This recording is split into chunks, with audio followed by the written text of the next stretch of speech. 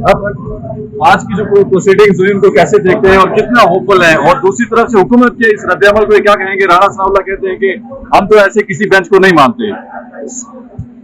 मुल्क ये आज गर्मी है और बड़ी बड़ी जाती होगी कि ये क्या है, हुकूमत ये क्या है कि सुप्रीम कोर्ट का बेंच है, 7 मेंबर बेंच है, उसको मानते ही नहीं। ये मैंने कभी सोचा ही नहीं था जिंदगी में, इतने ये ढीठ, इतने ये आके खड़े हुए हैं और सुप्रीम कोर्ट के सामने आकर के खड़े हो गए जिस हालत में वो मैं कह नहीं सकता। और ये मैंने कभी सोचा भी नहीं कि पाकिस्तान में वजीरे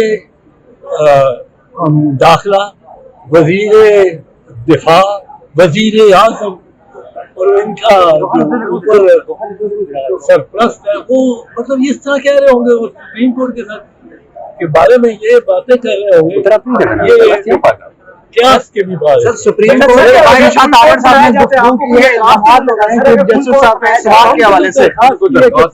बनाए, हमने दरखास्त की है कि फुल कोर्ट बनाए। अगर फैसला इनके खिलाफ आता, जाहिर बात है, साफ नजर आ रहा है कि वो तस्लीम नहीं करेंगे।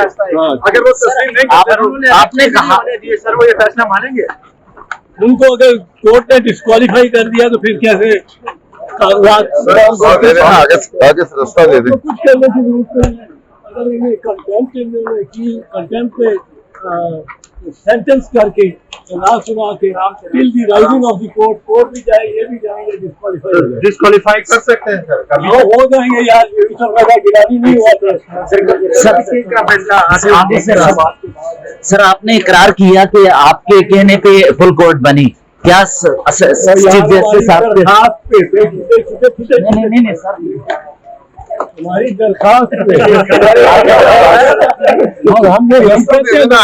हो पाई उनकी बहस, उसमें उन्होंने इस्तदलाल देते हुए दोनों ही चीजों का जो है वो आइन से मुतसादिम करार देने की इस्तदा की कि आर्मी एक्ट 1952 का दफा 5 की शिक नंबर 1 और शिक नंबर 2 दोनों ही उन्होंने कहा कि ये उससे मुतजाविज है, बुनियादी हकूक के मुतसादिम है, इसलिए आर्टिकल 8 आइन के तहत उनको कलअदम करार दिया जाए। और उसमें उन्होंने बड़ा खूबसूरत तरीके से डिस्टिंक्शन भी की कि ये जो है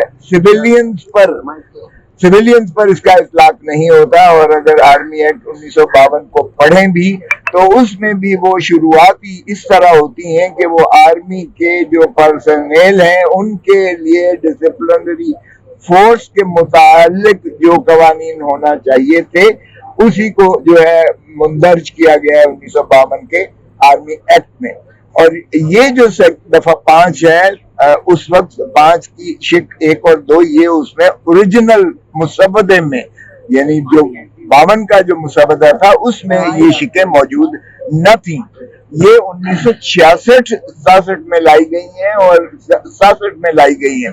और ये 67 का अगर 1967 के अगर सियाको सबाक को देखें तो ये जो है अयूब खान साहब, जनरल रिटायर्ड अयूब खान ने जब मोहतरमा जो फातिमा जिन्ना से इलेक्शन हारा था तो अवाम में एक बहुत ज्यादा एक उसका इश्तिहाल था, और फिर 65 की जंग के बाद भी एक बहुत ज्यादा इश्तिहाल था अवाम नाज पाकिस्तान की अवाम के में। और फिर इसीलिए ये 1967 में ये शिक डाली गई ताकि सिविलियन का भी गला दबाकर उनके ऊपर एक ऐसा खौफ जारी किया जाए कि मिलिट्री कोर्ट्स में उनको सजाएं दिलाई जा सकें। तो ये अगर उस सियाको सबाक में भी देखें तो भी ये, और ये सारे 1952 का जो कानून है आर्मी एक्ट उसके सियाको सबाक में ये समोई जा ही नहीं सकती हैं कि सिविलियंस का ट्रायल जो है आर्मी एक्ट के तहत।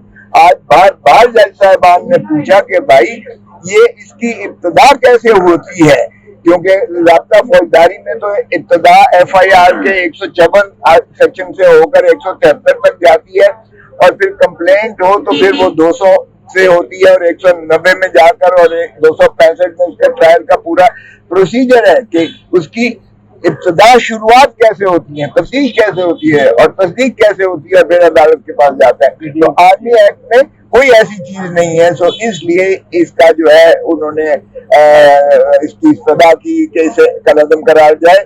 और चूंकि फिर जो है अटॉर्नी जनरल साहब ने जो फिगर्स दिए हैं, क्योंकि कल चीफ साहब ने मांगे थे, जितने भी आदाद शुमार दिए गए हैं वो मैंने इंटीरियर मिनिस्टर की मुझे इत्तलात आसिम साहब ने वो पॉइंट आउट करके दिया, और मैंने जज साहब को कहा कि जनाब ये देखिए ये तो हजारों में कह रहे हैं कि उनको मुकय्यद और पाबा सलासल किया गया है, ये कैसे कह सकते हैं कि सैकड़े हैं या सैकड़ों से भी कम है। तो उन्होंने बहुत ही उसको मिनिमाइज करने की कोशिश की, और इसलिए चीफ साहब ने अटॉर्नी जनरल को एडवोकेट जनरल को बुला लिया है और सोमवार के लिए रखा है। इंशाल्लाह सोमवार को कॉन्फ्रेंस की, उस पे आप क्या कहते हैं कि जिस तरह ललकारा है वो इस काबिल ही नहीं है कि मैं उनका जवाब, और भाई सर इरफान खान खिलाफ आता तो फैसला नहीं मानेंगे। मिलिट्री कोर्ट में केस चले। अब देखो भाई, रानी शहीद, मुझे पता है रानी शहीद बेनजीर भुट्टो साहब ने मिलिट्री कोर्ट की न सिर्फ मुखालफत की थी बल्कि उनकी हुकूमत को गिरा दिया गया। उन्होंने गिराना गवारा किया हुकूमत को, लेकिन मिलिट्री कोर्ट नहीं बनने दी।